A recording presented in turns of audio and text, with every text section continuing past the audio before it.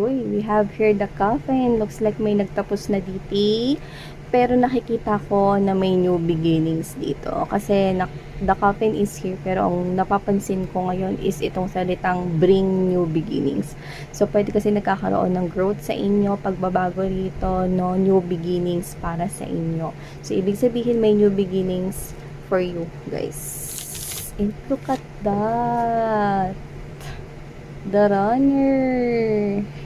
Someone's running papunta sa'yo rito at pwedeng siya ay ang someone na tumakbo na minsan, no? Sa'yo. Or palayo sa'yo. Yan. At mukhang, alam mo yung nakakuha tayo sa kanya rito ng very tag nito, parang napaka-determinado, no? Very determined itong person na to. A lot of passion this person is carrying for you, no? Pero parang may pressure sa energy niya, no? Parang either kinakabahan siya na may halong pag-aalala, ganun na napipressure, na pwedeng natatakot din. So, halo-halong mixed feelings at emotions na dito. Kung sino man to, parang matagal na rin kayong hindi nag-usap with the dragonfly. See? Parang pare-parehas na kayong mga babes, no, nagkakaroon ng pagbabago dito. Kaso parang magkaiba yung pagbabago nangyayari sa inyo. You know, there's change. And with the adapt, I think ikaw nakaka-adapt ka na, no, ng mas lighter, ng kumbaga nakakapag-adjust ka na, nakakapag-adapt ka na, no, sa new beginning na ginagawa mo. Kasi ikaw yung environment mo, new beginning na. Yung isa naman, medyo nahihirapan siguro mag-adapt, kaya may pagtakbo pabalik.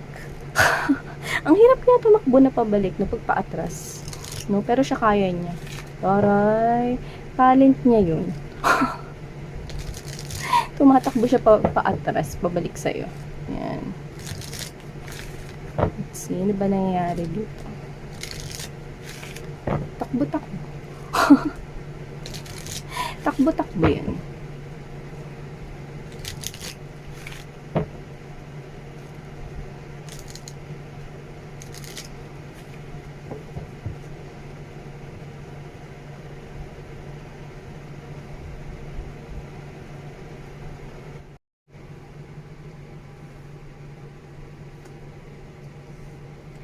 Oh, so may habulan pala dito.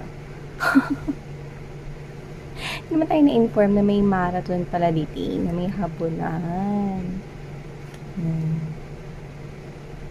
So, be prepared kung hindi pa ito nangyayari, no, mga babes. Timeless ito. So, just take out this resonates with you. Sa iba, pwedeng tapos na to. Sa iba, pwedeng nangyayari ngayon or sa kasalukuyan, or pwede rin naman na hindi pa at isang prediction sa hinaharap. Okay. Oh, ganda, guys.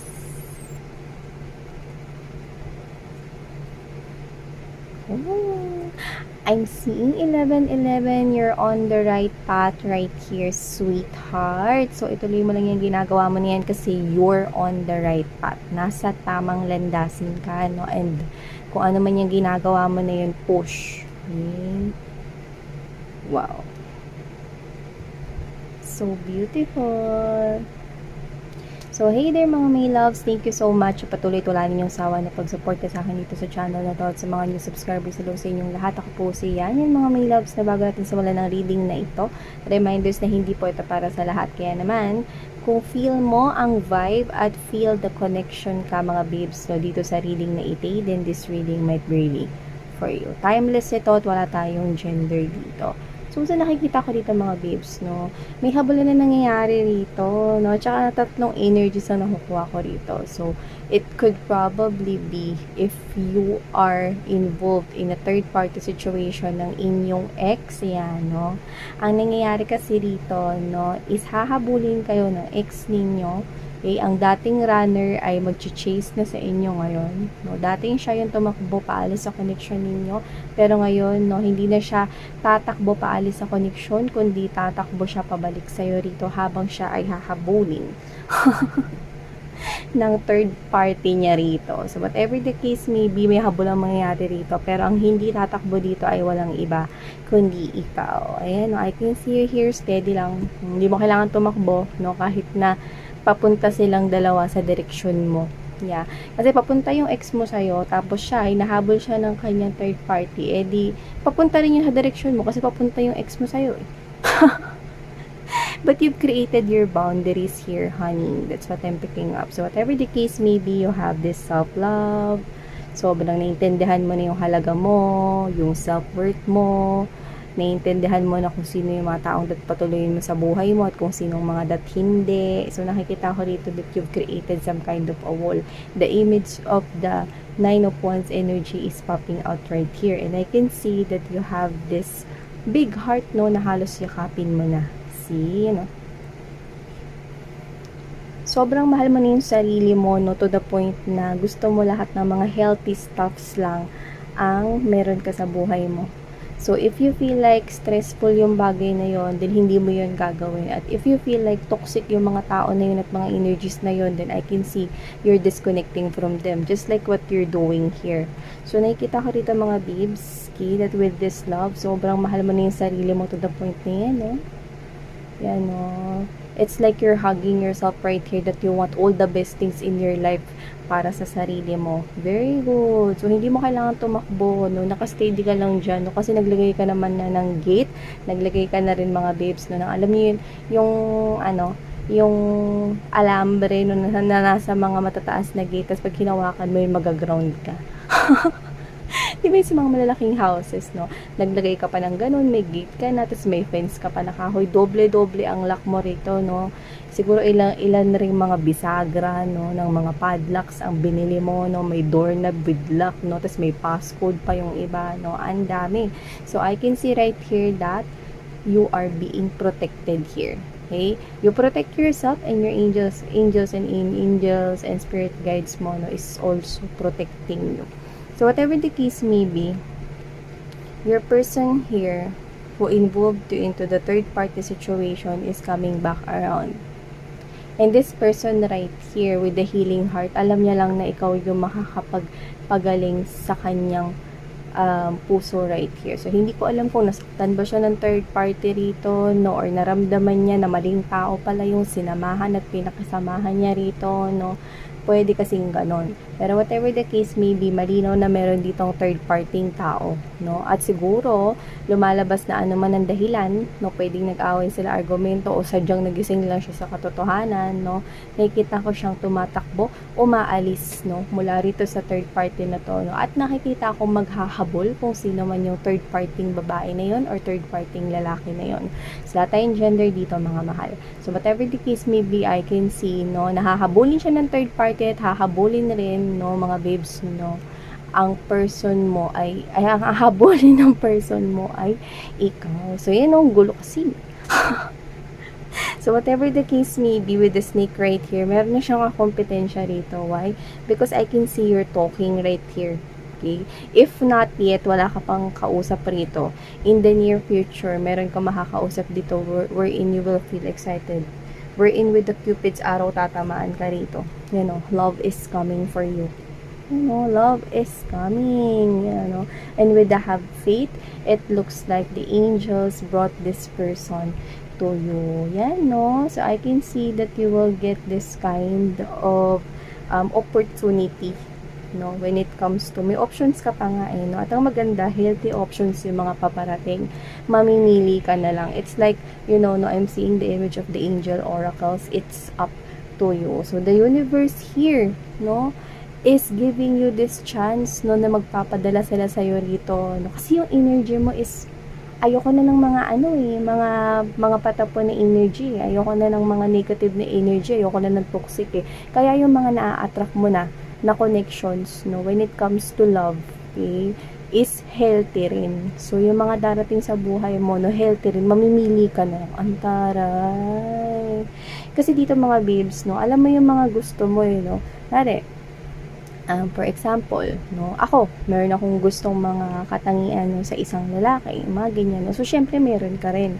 So, ibig sabihin, no, whether you are a boy or a girl, or whether you are an LGBTQ, you also have here your bucket list or yung checklist mo pagdating sa love.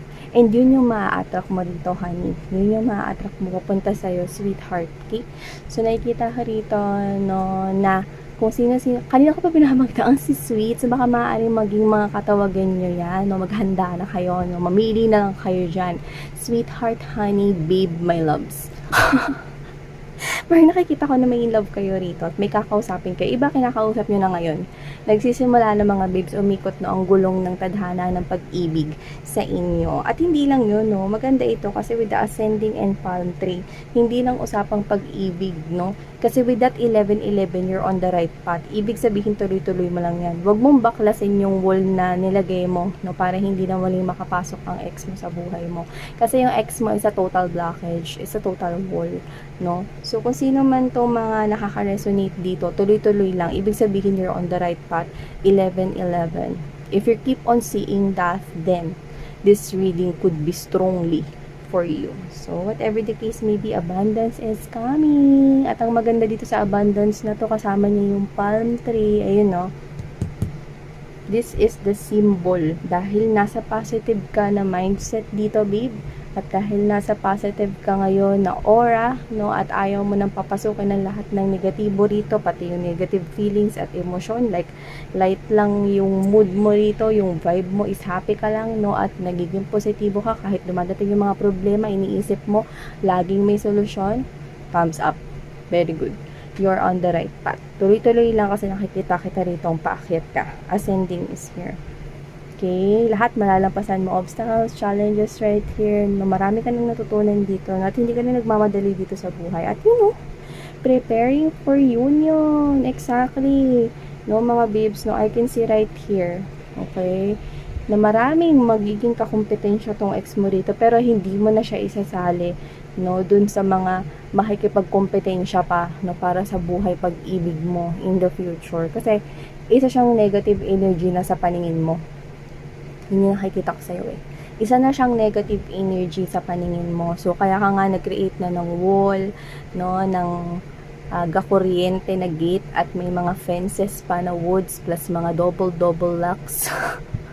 No, hindi na siya kasama sa mga kakompetensya, no? So, wala na, iyak na lang tong ex mo rito. So, whatever the case may be, ayan, no? Ikot-ikot lang, no, by Sarah G. Habulan na lang sila ng third party nyo dyan. So, nakikita ko dito that with the cassette. Gayon pa man, kahit maglagay ka pa ng boundaries with the cassette right here, mag-iisip at mag-iisip pa rin, no? Itong person mo hanggang sa, yeah, we're hearing kumahog. So, whatever the case may be, magkukumahog ito mag-isip, no? With the cassette right here ng mga paraan kung paano mababarag ang wall, ang fence, ang gate, ang mga locks na nilagay mo para hindi siya makapasok sa buhay niya. But I don't think na mababarag niya yun because you're stronger. Yan, no? You're now a fighter. Christina Aguilera, no? I can see that you're stronger now and you're a fighter. Yeah. So, I can see that you now protecting yourself. Actually, you do not need anyone nga sa strong ng energy mo at magiging mas strong ka pa sa future. Pero nakikita ko that you're accepting this new love offer kasi deserve mo naman talaga magmahal.